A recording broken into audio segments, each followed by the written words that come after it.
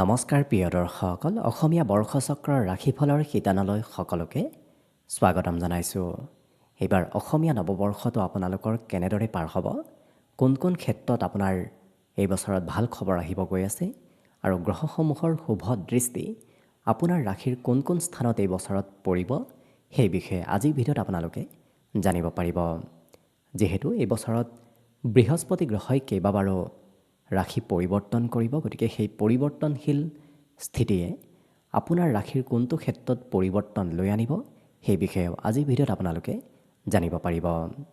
আজি আমি মেষ ৰাশিৰ ব্যক্তিসকলৰ অসমীয়া নৱবৰ্ষৰ বৰ্ষচক্ৰৰ ফলাফলৰ বিষয়ে এই ভিডিঅ'ত জনাম। গতিকে ভাল লাগিলে ভিডিঅ'টোত এটা লাইক কৰিব আৰু যদি আজি প্ৰথমবাৰৰ বাবে এই চেনেলটোলৈ আহিছে তেতিয়াহ'লে চেনেলটো ছাবস্ক্ৰাইব কৰি কমেণ্ট বক্সত জয় শ্ৰীকৃষ্ণ লিখিবলৈও একেবাৰে নাপাহৰিব। গতিকে আহক আজি ভিডিঅ'টো আৰম্ভ কৰোঁ। মেষ ৰাশিৰ ব্যক্তিসকলৰ বাবে এইবাৰ অসমীয়া নৱবৰ্ষটো শুভ সংযোগদায়ক এইকাৰণেই কাৰণ বৃহস্পতি গ্ৰহৰ স্থিতি এই বছৰত আপোনাৰ অতিকে শুভদায়ক। প্ৰথম অৱস্থাত বৃহস্পতি গ্ৰহ আপোনাৰ ৰাশিৰ পৰা চতুৰ্থ স্থানত থাকিব আৰু দ্বিতীয় সময়খিনিত আপোনাৰ ৰাশিৰ পৰা পঞ্চম স্থানত বৃহস্পতি গ্ৰহৰ প্ৰৱেশ হ'ব। গতিকে দুয়োটা স্থিতিয়েই এই বছৰটোৰ বাবে খুবেই লাভদায়ক।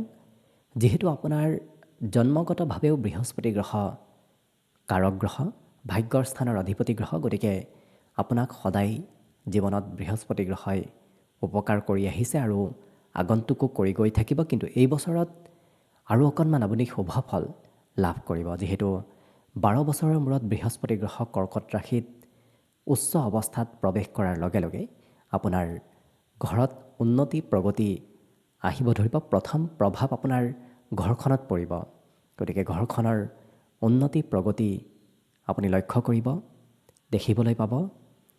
আত্মীয় কুটুম্ব আৰু বন্ধু বান্ধৱৰ সৈতে এই বছৰত আপোনাৰ মিত্ৰতা খুবেই ধুনীয়া হ'ব। বন্ধুৰ সহায়, বন্ধুৰ উপকাৰ এই বছৰত আপুনি মনত ৰাখিব লাগিব, কাৰণ প্ৰথম অৱস্থাত জুন মাহৰ 1 তাৰিখৰ পৰা 31 অক্টোবৰ তাৰিখলৈকে বৃহস্পতি গ্ৰহ আপোনাৰ ৰাশিৰ চতুৰ্থত থাকিব। গতিকে সেইখিনি সময়ত আপোনাৰ ঘৰত সা সম্পত্তিবোৰো বাঢ়িব ধৰিব।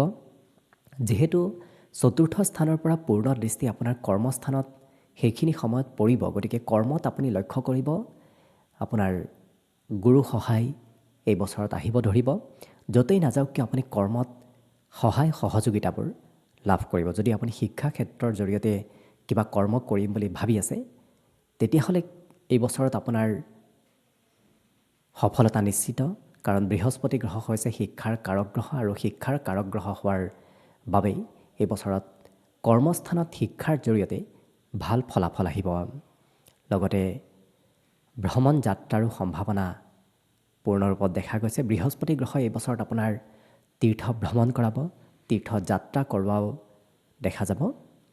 গতিকে প্ৰথম সময়খিনি আপোনাৰ বাবে বৃহস্পতি গ্ৰহৰ স্থিতি লাভদায়ক। ইয়াৰ পিছত 31 অক্টোবৰৰ পিছৰ সময়খিনিত বৃহস্পতি গ্ৰহ আপোনাৰ ৰাশিৰ পৰা পঞ্চমত প্ৰৱেশ কৰিব। পঞ্চম স্থান হৈছে শিক্ষাৰ স্থান, প্ৰেমৰ স্থান। গতিকে প্ৰেম, শিক্ষা, সন্তান এই তিনিওটা ক্ষেত্ৰত বৃহস্পতি গ্ৰহই পৰিৱৰ্তন দিব। 31 অক্টোবৰৰ পিছত আপোনাৰ প্ৰেম সম্পৰ্ক বৈবাহিক সম্পৰ্কলৈ ৰূপান্তৰ হোৱাৰ পূৰ্ণ সম্ভাৱনা দেখা পোৱা গৈছে। লগতে যদি আপুনি বিবাহিত ব্যক্তি তেতিয়াহ'লে সন্তানৰ ক্ষেত্ৰৰ ফালৰ পৰা শুভ খবৰ এই বছৰত লাভ কৰিব। আপোনাৰ শিক্ষা দীক্ষাত মন বহিব। যদিও বিগত বছৰত সিমান পঢ়াত আপোনাৰ শুভ ফল আপুনি লাভ কৰা নাছিল, কিন্তু এই বছৰত আপুনি পঢ়া শুনাৰ ক্ষেত্ৰতো ভাল প্ৰদৰ্শন দেখুৱাব পাৰিব। মনৰ আশাবোৰো পূৰ্ণ হ'ব। একাদশ স্থানত বৃহস্পতি গ্ৰহৰ পূৰ্ণ দৃষ্টি যিহেতু এই বছৰত থাকিব, গতিকে আপুনি লক্ষ্য কৰিব আপোনাৰ মনৰ আশা সোনকালে পূৰ্ণ হোৱাৰ সম্ভাৱনাও প্ৰবল ৰূপত দেখা পোৱা গৈছে। উপাৰ্জন পাতিবোৰো এই বছৰত বাঢ়িব। আপুনি য'তেই নাযাওক কিয় আপুনি লক্ষ্য কৰিব আপোনাৰ ধন আপোনাৰ হাতলৈ আগমন হ'ব ধৰিব। আপুনি নিজৰ বলেৰে এই বছৰত স্ব উপাৰ্জিত ধন বঢ়াব পাৰিব। গতিকে আপুনি আনৰ ওপৰত আশা কৰিব নালাগে, নিজেই ধন, 'উপাৰ্জনো' কৰিব পাৰিব। লগতে 31 অক্টোবৰৰ পিছৰ সময়খিনিত বৃহস্পতি গ্ৰহ আপোনাৰ ৰাশিৰ পৰা পঞ্চমত প্ৰৱেশ কৰিব। পঞ্চম স্থান হৈছে শিক্ষাৰ স্থান, প্ৰেমৰ স্থান। গতিকে প্ৰেম, শিক্ষা, সন্তান এই তিনিওটা ক্ষেত্ৰত বৃহস্পতি গ্ৰহই পৰিৱৰ্তন দিব। 31 অক্টোবৰৰ পিছত আপোনাৰ ভাগ্যস্থানত পূৰ্ণ দৃষ্টিয়ে আপোনাৰ আকস্মিক ভাগ্যৰ উন্নতি কৰোৱাও দেখা যাব। আপুনি য'তেই নাযাওক কিয় গুৰু সহায় এই বছৰত লাভ কৰিব। ধৰ্ম কৰ্মৰ প্ৰতি আস্থা বিশ্বাসবোৰ বাঢ়িব। আধ্যাত্মিকতাৰ প্ৰতি ৰুচি খুব বাঢ়িব, কাৰণ বৃহস্পতি গ্ৰহ হৈছে ধৰ্মৰ কাৰক গ্ৰহ, আৰু যিটো কাৰণত এই বছৰত আপোনাৰ ধৰ্মৰ প্ৰতি আস্থা, ধৰ্মৰ প্ৰতি বিশ্বাস অকণমান বাঢ়িব ধৰিব। আপোনাৰ জৰিয়তে আপোনাৰ পিতৃৰ উন্নতিৰ পূৰ্ণ সম্ভাৱনা আছে, কাৰণ নৱম স্থানত বৃহস্পতি গ্ৰহৰ পূৰ্ণ দৃষ্টিয়ে আপোনাৰ ভাগ্যৰ জৰিয়তে আপোনাৰ পিতৃৰ ভাল ফলাফলো লৈ আনিব। যিহেতু আপোনাৰ ৰাশিৰ ওপৰত পূৰ্ণ দৃষ্টি 31 অক্টোবৰৰ পিছত পৰিব, গতিকে সেইখিনি সময়ত আপোনাৰ স্বাস্থ্য পাতিটো সবলতা আহিব। ৰোগ ব্যাধিৰ পৰাও আপুনি নিজকে পৰিত্ৰাণ পোৱা যেন অনুভৱ কৰিব। গতিকে এই বছৰত বৃহস্পতি গ্ৰহৰ স্থিতি আপোনাৰ বাবে খুবেই শুভ সংযোগদায়ক হিচাপত পৰিগণিত হ'ব। ইয়াৰ পিছত এই বছৰত শনিদেৱৰ স্থিতি অকণমান অৱশ্যে খৰচৰ ক্ষেত্ৰত দেখা পোৱা গৈছে, কাৰণ পূৰ্বৰ পৰাই আপোনাৰ খৰচ শনিদেৱে বঢ়াই আহিছে। এই বছৰো অকণমান খৰচ বঢ়াই থাকিব। গতিকে খৰচত অকণমান আপুনি নিয়ন্ত্ৰণ ৰখাৰ প্ৰয়োজন আছে। মাজে সময়ে দান পুণ্য কৰাৰ চেষ্টা কৰক। বিশেষকৈ ভিক্ষাৰী মানুহক আপুনি দান কৰাৰ চেষ্টা কৰক। তেতিয়া দেখিব আপোনাৰ শনিজনিত পীড়াৰ পৰা নিশ্চয় মুক্তি লাভ কৰিব। যিহেতু আপোনাৰ হাড়ে হাতীও চলি আছে, গতিকে সেই হাড়ে হাতীৰ পৰা পৰিত্ৰাণ পাবলৈও শনিবাৰৰ দিনত আপুনি ভিক্ষাৰীক ক'লা বস্তু দান কৰাৰ চেষ্টা কৰক। তেতিয়া দেখিব আপোনাৰ শনিজনিত পীড়াৰ পৰা বহুখিনি আপুনি মুক্তি লাভ কৰিব পাৰিব। অৱশ্যে শনিদেৱৰ স্থিতি আৰ্থিক ক্ষেত্ৰত থকাৰ বাবেও আপুনি হাতত সিমান ধন এই বছৰো সঞ্চয় কৰিব নোৱাৰিব। গতিকে হাতত অহা ধন আপুনি সম্পত্তি ক্ৰয় কৰাৰ নামত খৰচ কৰক। তেতিয়া আপোনাৰ সেই হাতত থকা ধনো সৎ কামত লাগিব।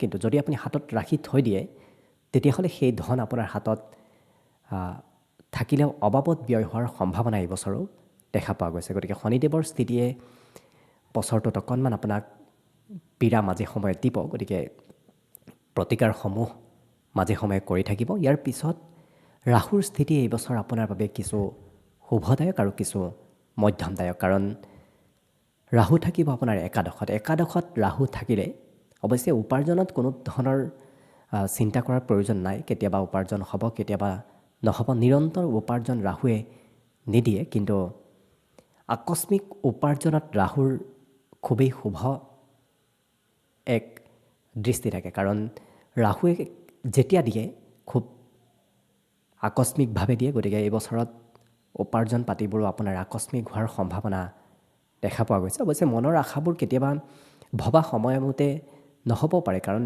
বৃহস্পতি অৱশ্যে শুভ ফল দিব, তথাপি ৰাহুৱে আপোনাক বহু সময়ত মনৰ আশাবোৰ পূৰণ হোৱাত কিছু পলম কৰাও পৰিলক্ষিত হ'ব।